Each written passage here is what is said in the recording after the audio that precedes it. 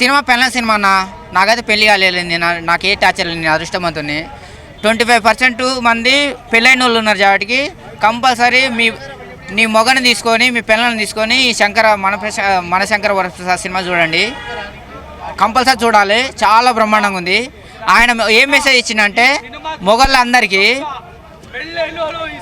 మీరు 100,000 ఖర్చు పెట్టేసి ఎక్కడనో దేవుళ్ళకు మొక్కే బదులు ఇంట్లో ఉన్న పెళ్ళాన్ని మొక్కితే మీ జీవితం ప్రశాంతంగా ఉంటుందని చెప్పిండన్న. ఇది 100% నిజం. నాకు పెళ్లి కాలేదు, పెళ్ళి అయితే నేను కూడా అదే చేస్తా. చాలా బ్రహ్మాండంగా ఉంది, కుష్టపు బాగుంది. మళ్ళా మనోడు ఏంటి భాష సంగతి దాంట్లో అనిల్ రావుపూడి అవుపించిండు. వాళ్ళిద్దరి కంటే అందంగా ఉన్నాడు. నేను ఒకటి ఆయనకు చెప్తున్నా, అనిల్ గారు నేను కూడా హీరోగా ట్రై చేస్తున్నా, నన్ను హీరో పెట్టి సినిమా తీస్తారా, లేకపోతే నిన్ను హీరో పెట్టి నేను సినిమా తీయాలన్నా, లేకపోతే మీ ఇంటికి వచ్చి ధర్నా చేస్తా. ఎప్పుడు వచ్చినా ఇట్టే అన్న, రాజమౌళి వచ్చినా ఇట్టే, ఈయన వచ్చినా ఇట్టే, ఎప్పుడు ఫెయిల్ లేదు. ఏ జన్మలో ఏ పని చేసుకురా అన్న, ఒక్కసారి కూడా ఫెయిల్ కావట్లేదు. చాలా బ్రహ్మాండంగా ఉంది సినిమా. మొగోళ్ళు కంపల్సరీ చూడాలి, పెళ్ళైన వాళ్ళు ముఖ్యంగా చూడాలి. చాలా బ్రహ్మాండంగా ఉంది cinema. I love you director.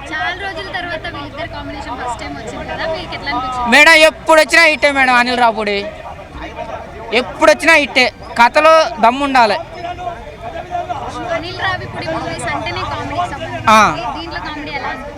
ఆయన కామెడీ సినిమానే కాదు, బాలయ్య సినిమాని పెట్టి బాములు పేల్చే సినిమా కూడా తీసిండు, అది కూడా హిట్టే. అవునా కదా, బాములు పేల్చే సినిమా కూడా తీసిండు, అది కూడా హిట్ అయింది కదా. ఆయన డైరెక్టర్లో థాట్ ఉండాలి మేడం, ఆ థాట్ ఉండాలి. ఆయనకి రాజమౌళికి ఉన్నది, అనిల్ రావుపూడికి ఉన్నది. అందుకనే నేను అనిల్ రావుపూడికి చెప్తున్నా, నన్ను హీరో పెట్టి సినిమా తీసావా, లేకపోతే నిన్ను హీరో పెట్టి సినిమా తీయాలని చెప్పేసి.